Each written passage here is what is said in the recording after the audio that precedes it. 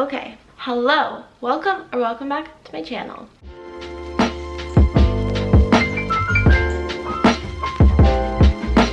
I thought it would be a really fun idea to have a video where I read different books that were recommended by celebrities, or like celebrities' favorite books. But I realized that when I read the books, I kind of felt like I also wanted to do a dedicated review to each book.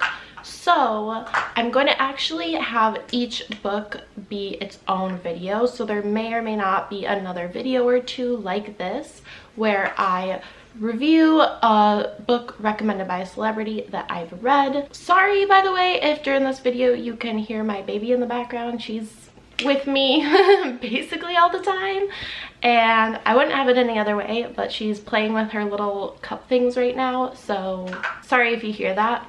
Anyway, as you probably guessed by the title, this is going to be a review of a book that came recommended by Kendall Jenner. I don't really follow any of the Kardashian Jenners that closely or anything, although I will be honest, with like our media coverage, it's sort of hard to avoid at least some knowledge of them. But I don't really follow any of them on social media, so this one was a little bit more digging. I did, however, read a bunch of articles on celebrities' favorite books, and this is a book that she apparently recommended, or that people saw her reading and it got really popular. And there were a bunch of other books that she actually had as like favorite books or recommendations, but this one had a really cool cover and it actually looked like the most interesting book to me. Yeah, I kind of just largely chose this one because I felt like the cover was so striking. I mean, it's literally art. I mean, look at that. That is literally like art. That is so pretty. If I'm gonna be totally honest, my expectations were similar to the Kardashians themselves. I thought it would be a little bit of an empty shell, kind of vapid, pretty on the outside, not a lot of content on the inside, but boy was I wrong. This is actually a pretty good book. Now I'm gonna get into it a little bit more, but if you just want to know my thoughts right off the bat, I actually enjoyed 90%, 85 to 90% of this book. So I would call that a win. You have Brown Bear? You want this book? Yeah, that's a mama book. She's been like ripping it apart and destroying it, but honestly, it brings her so much joy to have it in her little hands. So I really can't say no.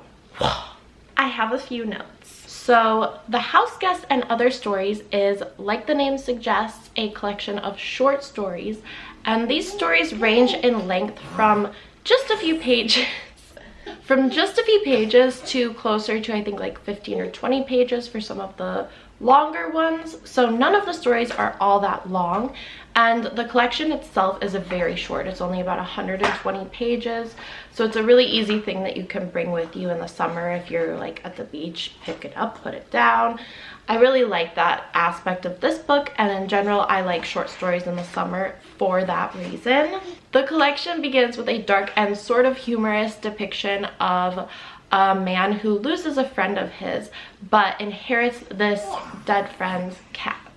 And it's kind of a funny story, but obviously it's also pretty dark, and it's about how these cats sort of take over his life.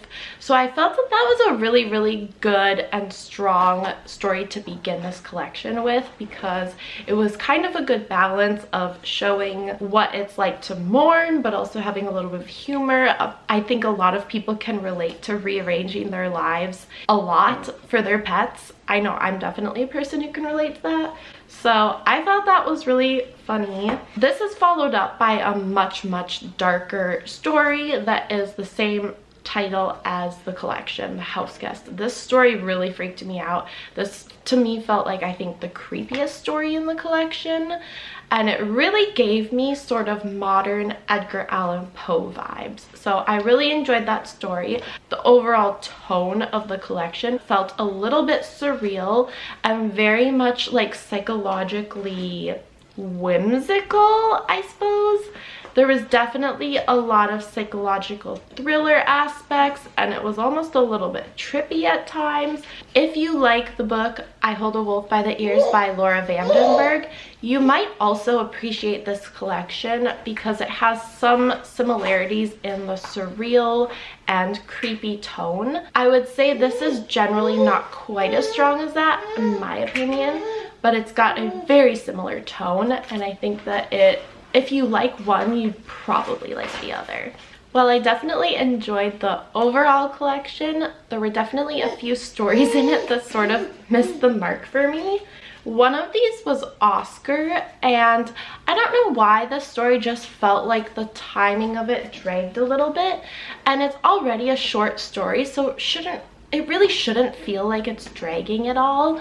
And so I think that that was a complaint I would have about that. Another story that just kind of missed the mark for me was Tina Reyes, and again, this just felt like it was dragging a little bit in the timing, I guess. It just really felt like it didn't have quite the same flow as the other stories in the collection, which were very short, very quick.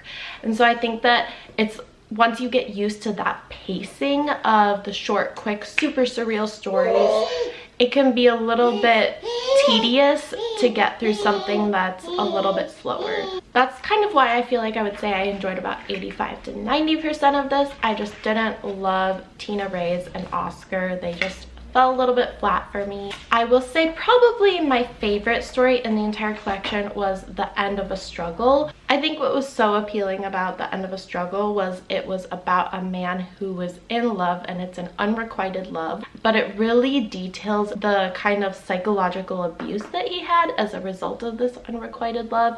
And it's sort of a surreal, I mean, I won't give everything away, but it's sort of surreal, and he kind of sees like maybe a different version of himself. It's very interesting and very interpretive, and I think open to a lot of discussion or contemplation, which is why I also think that this book would be a great one if you want to read it with a friend or a spouse or a book club, because I think some of these stories definitely are just there and are great stories for discussion and just really thinking about them. That one in particular had me thinking so much. I couldn't read the next story right away because I had to stop for a little bit and sort of just process it in my mind. I don't know if that's weird, but that's what I had to do. I also just really liked the story that the collection is named for, The Houseguest. I think that there's a reason that the collection is named for this, and it was probably one of the stronger ones in this book, and it was just so creepy. I also really liked, I think it was called Breakfast, in which this family is all having their breakfast. The son is part of a resistance, and the daughter she comes down to breakfast and she's absolutely shaken about this dream that she had, and she keeps going on about it, and her parents and her brother and everyone just is like, oh, it was just a dream, it was just a dream. But it seems like it definitely was foreshadowing something, and just the way they kind of built that story was such interesting, I don't even want to say suspense, but yeah, it was kind of like a weird suspense the whole time you were reading it. So I really liked that. As I said, I think this is an 85 to 90% hit for me, and I would actually really recommend it as a summer read because, like I said, it's easy to bring it with you, pick it up for a story, put it down. Because the stories have a little bit of thought to them, you can definitely read one and then sit and let it marinate with you for a little bit, which is why it's a great one. You know, you sit at the pool, you read a story, and then you kind of think about it for a little bit while you're sitting and relaxing, and this is definitely a good collection with that. I would definitely give this book 4 to 5 stars. Honestly, I'm surprised I liked it. I picked it hoping I would, but I really was just like, okay, this will be a fun video. This is a cute cover, and I'm floored. I liked it quite a bit, but yeah, I could definitely even see myself rereading some of these short stories. Some of them were that good. I just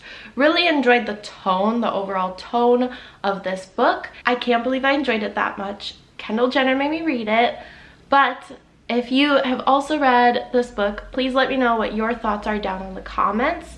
I don't know how to end this video. Thank you so much for watching. I will see you later.